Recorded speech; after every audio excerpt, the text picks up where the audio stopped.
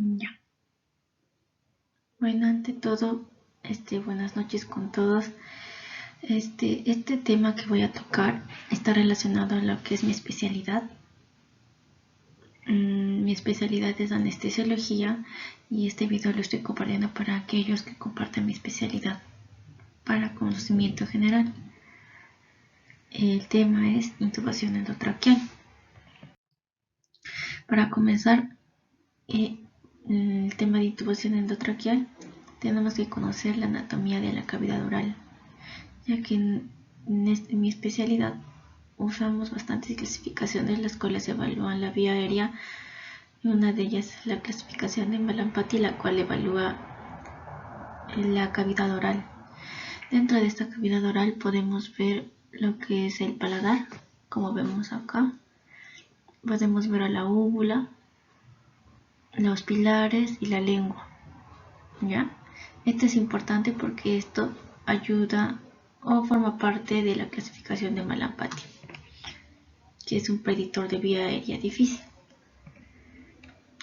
También debemos conocer los ejes, el eje nasofaringeo, orofaringeo y el eje hipofaringeo, ya que estos deben estar alineados para que haya una adecuada intubación.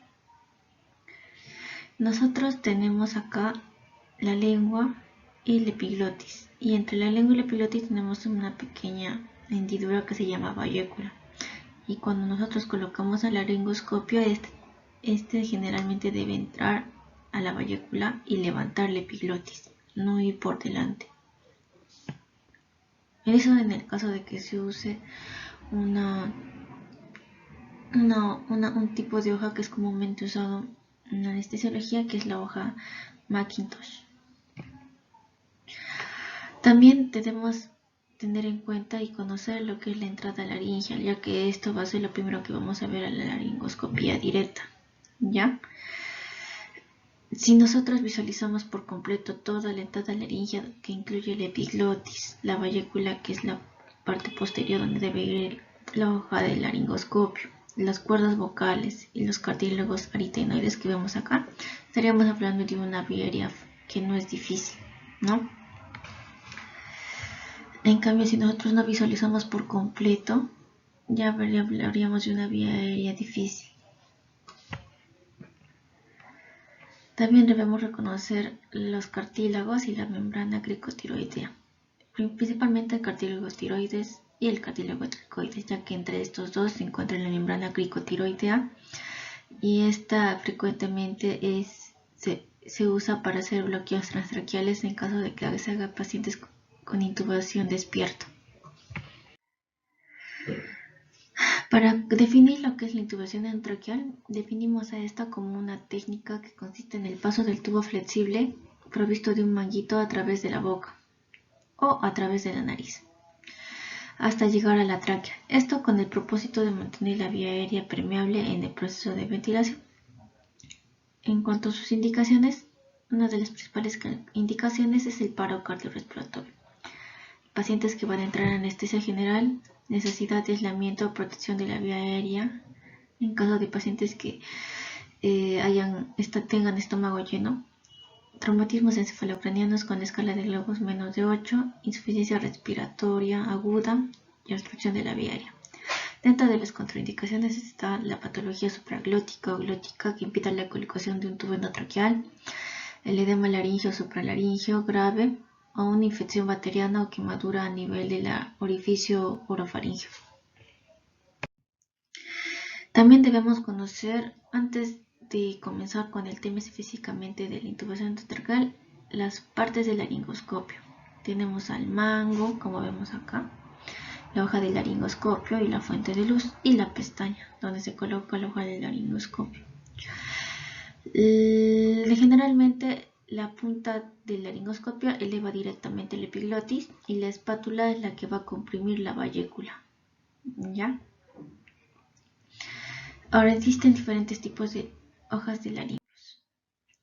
La más usada es la hoja Macintosh, que es la hoja curva, la cual está diseñada para minimizar la estimulación de la epiglotis posterior y su punta encaja en el receso en la parte posterior de la lengua o bayécula.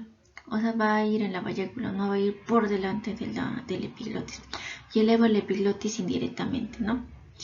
La otra hoja que es usada es la hoja Miller y la hoja Phillips, que es una hoja recta que generalmente es usada en pacientes infantes menores de 1 año y principalmente neonatos, ya que estos tienen la epiglotis larga. Entonces esta hoja va por delante del epiglotis, lo cual hace que se levante el epiglotis también. Y deja ver toda la abertura glótica, o sea, todas las cuerdas vocales. Ahora, hay diferentes números de hojas, las cuales van a usarse dependiendo del peso del paciente. Para menores de 3 kilos se usa la Miller 0. Como les dije, la hoja Miller se usa más frecuentemente en neonatos. En latantes de 3 a 5 kilos se usa la hoja de Miller 0 a 1. En latantes de 6 a 12 kilos, Miller 1. En niños de 12 a 20 kilos, Miller 1 y Macintosh 2. En niños de entre 20 a 30 kilos, Miller 2 y Macintosh 2. En niños más de 30 kilos, Miller 2 y Macintosh 3. Y en adultos, un Miller 3 o un Macintosh 4. También es importante conocer las partes del tubo endotraqueal. El tubo endotraqueal consta de un manguito, que ahorita les voy a dar más detalles, de un balón piloto o válvula unidireccional, de un cuerpo del tubo, que es todo lo que vemos acá, que es el tubo, la marca a nivel de la glotis, que indica que ya hemos entrado dentro de la glotis, y el adaptador universal, que siempre mide 15 milímetros, y la punta de bisel con ojo de muslo. El manguito, como ya les he mencionado, es el que ya les mostré. Este permite un sello entre la luz de la tráquea y el tubo, establece un sistema de inhalación sin fugas, facilita la ventilación a presión positiva de los pulmones y evita la aspiración pulmonar. O sea, hace un aislamiento de la vía aérea. El manguito se distiende simétricamente hasta lograr un sellado sin fugas con presión de 20 a 30 centímetros de agua. En el caso del Macintosh y en los Miller, menor a 25 centímetros de agua. El aumento de volumen de aire causa una presión excesiva dentro del manguito que se transmite a través de la mucosa traqueal, provocando daño del epitelio. Existen dos tipos de manguitos, uno que es un manguito de alta presión y bajo volumen, el cual tiene mayor riesgo de necrosis e isquemia a nivel de la tráquea, la cual ya es poco frecuentemente usada. Esta es la primera. Y la otra, que es la que más usamos en el hospital donde yo trabajo, que es el Hospital Rebagliati, que es el manguito de baja presión y alto volumen, el cual no va a causar esta isquemia o necrosis, pero tiene riesgo de disfonía. Ahora, y en este cuadro podemos ver la distancia a la cual se coloca o se deja el tubo endotraqueal, dependiendo de la edad, ¿no? Generalmente en varones el tubo se deja el tubo tiene una numeración en centímetros. Entonces el tubo se deja entre 21 a 22 centímetros y en mujeres se deja entre 20 a 21 centímetros. ¿Ya? Pero existe una fórmula que en caso de pacientes pediátricos, que es el número del tubo, ya que cada tubo tiene una numeración de acuerdo al calibre, el número del tubo por 3. Entonces, digamos, si es un tubo 5, multiplicamos 5 por 3, sería 15. Entonces el tubo se deja a nivel de 15 centímetros, o sea, que al nivel de la comisura labial. Ahora, el cálculo del diámetro del tubo, principalmente en pediátricos, se hace con la siguiente fórmula, que la usamos más frecuentemente en el hospital, es la edad en años más 16 entre 4 o la edad en años más 4 entre 4, que es lo más frecuentemente usado. Ahora, en cuanto a los medicamentos, tenemos diferentes medicamentos para la inducción. Dentro de esto tenemos al etomidato, que su dosis de 0.2 a 0.6 miligramos por kilogramo. Este no es muy frecuentemente usado porque no lo tenemos en nuestro hospital, pero sí usamos el fentanilo. Para inducción los usamos entre 2 a 10 microgramos por kilogramo. Su inicio del efecto es en 60 segundos y su dura entre 30 a 60 minutos. La ketamina se pone entre 2 miligramos por kilogramo, inicio de efecto 30 a 60 segundos y duración del efecto 15 minutos. El midazolam para inducción se usa entre 0.07 a 0.3 miligramos por kilogramo. Su inicio de acción es en los 2 minutos y dura entre 1 o 2 horas. Y el propofol se pone entre 2 a 2.5 miligramos por kilogramo para inducción. Su inicio de acción es a los 40 segundos y dura entre 3 a 5 minutos. El tiopental es otro hipnótico, pero no lo usamos. También usamos relajantes neuromusculares. El más usado en nuestro medio es el rocuronio y el mecuronio. El rocuronio, su dosis es entre 0.6 y a 1.2 miligramos por kilogramo. 1.2 miligramos por kilogramo es la dosis plena y su duración es de 40 minutos. El mecuronio también es usado, se usa de 0.1 a 0.2 miligramos por kilogramo. En cuanto a los predictores de intubación endotraqueal difícil, tenemos el antecedente de que haya habido una intubación previa difícil, un espacio entre incisivos corto, una distancia tiromentoniana menor de 6, una distancia esternomentoniana menor de 12, extensión de la cabeza y cuello menor de 30 grados, la clasificación de Malampati clase 3 o 4, la protuberancia mandibular, o sea, la incapacidad de prognar, la circunferencia del cuello más de 40, el cumplimiento submental estricto y no cumplimiento. Ahora, en cuanto a la colocación del paciente, la colocación adecuada del paciente es importante para maximizar las posibilidades de una intubación exitosa. La posición clásica es la posición de olfateo. O sea, extender la articulación atlanto-occipital con la elevación de la cabeza de 3 a 7 centímetros es adecuado.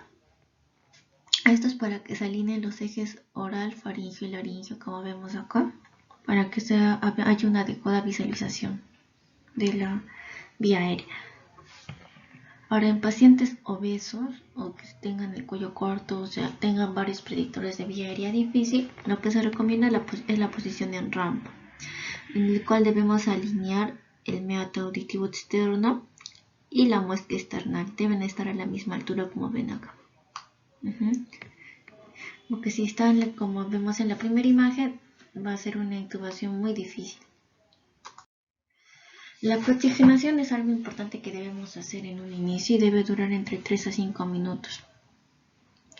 Esta ayuda a reemplazar el nitrógeno en las porciones de intercambio de gas del pulmón con oxígeno, creando así un gran depósito de oxígeno, o sea, aumenta la reserva de oxígeno, y produce una desnitrogenización. Esto retrasa significativamente la desaturación de oxígeno durante el periodo apneico. También tenemos que tener en cuenta que en el momento de la intubación podemos usar otras maniobras. A veces en pacientes que no tienen dientes o son pacientes que tienen la distancia interincisivos menor a 3 centímetros, se recomienda usar la técnica de las tijeras para abrir la boca del laringoscopio, donde se usa el pulgar y el dedo medio para abrir esta y poder insertar el laringoscopio. En cuanto a la laringoscopía, tenemos una forma, la laringoscopía directa o solo con una mano, donde no necesitamos de otras maniobras para poder visualizar la epiglotis, y la laringoscopía bimanual o también con ayuda de manipulación laringe externa. O sea, esto implica manipular el cartílago tiroideo con la mano derecha para mejorar la visión de la glotis. El pulgar y el índice de la mano derecha se pueden colocar sobre el cartílago tiroides tan pronto como ya no se necesite esa mano para ayudar a mantener la boca abierta. Y una vez que se obtiene la vista glótica, como vemos acá, el laringoscopista pide al asistente que coloque los dedos exactamente en el mismo lugar del cartílago tiroides usando la misma dirección y grado de fuerza necesarios para mantener la vista. Eso en el caso de vía aérea difícil. Existen diferentes maniobras que nos ayudan a visualizar adecuadamente la vía aérea en el caso de que sea una vía aérea difícil y también que nos ayudan a evitar el riesgo de la regurgitación de comida y por ende la aspiración. Dentro de esas tenemos la maniobra de Burke, que es la presión del cartílago tiroides hacia atrás, hacia arriba y hacia la derecha. Es menos eficaz para mejorar la visión glótica que la laringoscopia bimanual. Esto tiene sentido porque la dirección de la fuerza necesaria para obtener la mejor vista de la glotis varía entre pacientes. El otro es la maniobra de Selig, que es la presión del cartílago glicoides para prevenir la regurgitación pasiva del estómago durante la laringoscopia. Y estos son los pasos para la laringoscopia, ¿no? Lo que se recomienda es introducir la pala del laringoscopio en el lado derecho de la boca, hacer avanzar la pala del laringoscopio hacia la línea media de la base de la lengua rotando la muñeca. Cabe resaltar que el laringoscopio siempre se va a agarrar con la mano izquierda, sea uno diestro o uno zurdo. ¿Ya? Esto es porque debemos desplazar la lengua hacia la izquierda. Después de esto, de abordar la base de la lengua y levantar la pala hacia adelante, esta se tiene que angular a un ángulo de 45 grados y se debe enganchar la vallécula con la hoja del laringoscopio y llevarlo hacia adelante, hacia arriba y hacia adelante. ¿Ya? Lo que vamos a ver en la laringoscopia es esto. Como ya les mencioné, este es el orificio o el agujero orofaringio. Acá podemos visualizar la epiglotis, como vemos acá, las cuerdas vocales, y estos dos son los cartílagos aritenoides. Lo ideal es que se vea así y así. Y esta clasificación que vemos acá es la clasificación de Cormack, que evalúa la dificultad a la intubación. Si vemos completamente la epiglotis, las cuerdas vocales y los cartílagos, estamos hablando de un grado 1 y esto se considera un paciente intubable. Si vemos la epiglotis, pero vemos la mitad de las cuerdas vocales y los cartílagos aritenoides, estamos hablando de un grado 2 y también se considera un paciente intubable, pero siempre hay riesgos, ¿no? De que el tubo no puede entrar y se tenga que reintubar de nuevo al paciente. Ahora, el grado 3 es cuando solo se observa la epiglotis, pero no se observa las cuerdas vocales. Y esto sí es un grado severo porque es una vía aérea difícil y se requiere de otras maniobras o otros insumos para poder intubar al paciente. Y el grado 4 es donde no se logra visualizar nada y este sí necesita ayuda de personal más experimentado e incluso la realización de una traqueostomía. Ahora, ¿cómo confirmamos la colocación adecuada del tubo endotraqueal? Generalmente esta se debe confirmar de inmediato y para excluir la intubación esofágica. ¿Ya? Entonces, ¿qué es lo que nos confirma que el tubo está colocado adecuadamente? Uno podría ser semiológicamente el signo de la neblina. Podemos ver que a través del tubo hay vapor de agua. Otro es la capnografía, o sea, la curva de dióxido de carbono, de monóxido de carbono que aparecen en la máquina de anestesia. Y el otro es la auscultación del murmullo vesicular mientras se da presión positiva al paciente, ¿ya? Y que veamos que existe elevación de la pared torácica. Y que veamos también que hay ausencia de sonidos respiratorios en epigastrio, ¿ya? Pero lo más específico es la capnografía. Ahora, en cuanto a los criterios de extubación, los criterios de extubación de rutina para que un paciente vaya a recuperación después de una cirugía es que tenga la frecuencia respiratoria menor de 30 respiraciones por minuto, una fuerza inspiratoria negativa más de 20 milímetros de mercurio, una capacidad vital más de 15 mililitros por kilogramo, un volumen corriente más de 6 mililitros por kilogramo, y que esté hemodinámicamente estable sin soporte inotrópico significativo. Y que haya un adecuado intercambio de gases, o sea, una saturación mayor del 93%, que no haya acidosis significativa y que haya una adecuada reversión del bloqueo neuromuscular, o sea, que levante la cabeza de manera sostenida por 5 segundos. Bueno, eso no lo evaluamos mucho, pero basta que veamos un patrón ventilatorio más torácico que abdominal para que sea considerado extubable un paciente.